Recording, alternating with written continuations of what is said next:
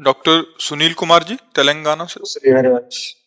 गुरुदेव भगवान, राधा वल्लभ श्री हरिवंश, आपके चरणों में कोटि कोटि प्रणाम। महाराज जी, माता पिता और संतान का संचित कर्म अलग होता है, तो प्राणलेवा भयंकर व्याधि संतान को क्यों प्राप्त होती है?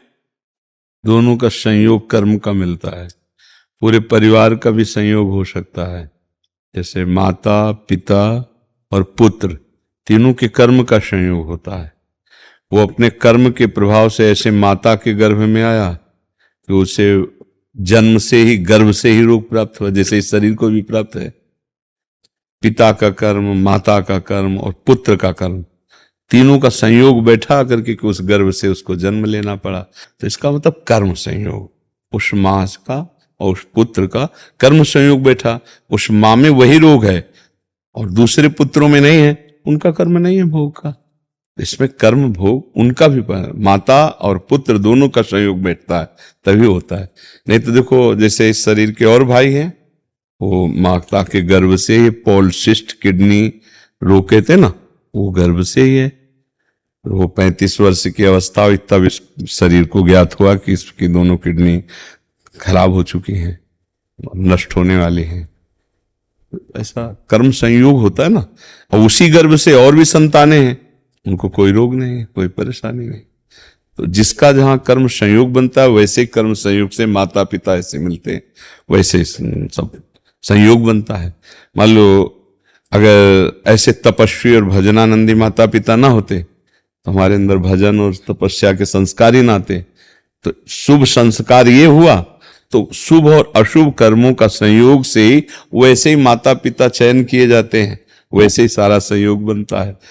बस भगवान का भजन करे और इस बार सारे शुभ अशुभ को मिटा दे, यही खास बात है।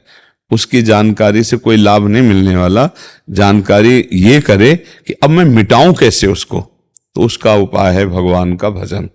भगवान के भजन के निरंतर चिंतन के प्रभाव से हम संचित कर्मों को भस्म कर देते हैं, क्रियमाण को निष्प्रभावित कर देते हैं और प्रारब्ध को भोगने की सामर्थ्य आ जाती है।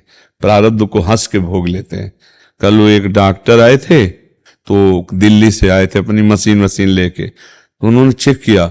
उनका वो क्या कहते, पावर बिल, तो क्या है ऐसे कुछ, बिल पावर क्या है, हाँ ऐसे कुछ अंग्रेजी में बोल रहे।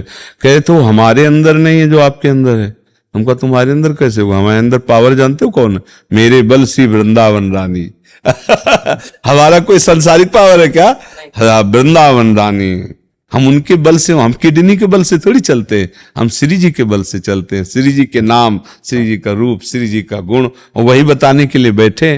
तो माँ के गर्भ से जो रोग आता है वो कर्म संस्कार से वो ये आया।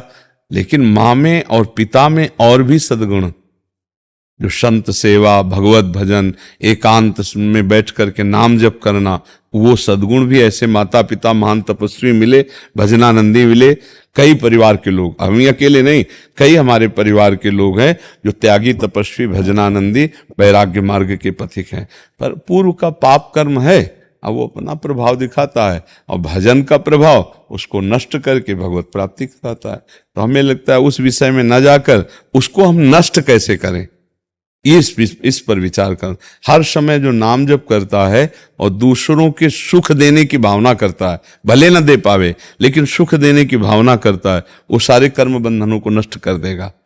हमारे से गलतियां हुई सुख लेने के भाव से, जितने पाप होते हैं वो सुख लेने के भाव से होते हैं। और जहां सुख देने की भावना होती तहां सुकृत होने लगते हैं, पुण्य होने लगते हैं, बंधन कटने लगते हैं। जितने बंधन है वो सुख लेने के भाव में होते हैं, और जितना बंधन काटना है वो सुख देने के। सुख देवे को चाव चित, सबसो हित निष्काम, या सुधर्म हरिवंश को नाम गिरा विश्राम।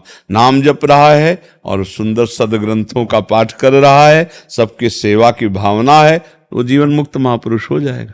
अब हम आगे कैसे बढ़े, ये हमें विचार करना है। आगे हमसे कोई ऐसा कर्म न बन जाए, फिर हमारा जन्म हो, फिर हमको दुर्गति भोगनी पड़े। अब हमारा जन्म ही न हो, हम मुक्त हो जाए, हमें ऐसा आचरण करना है। वो है नाम जप, दूसरों का परोपकार, सुख देना और अपने कर्तव्य का धर्म पूर्वक पालन करना।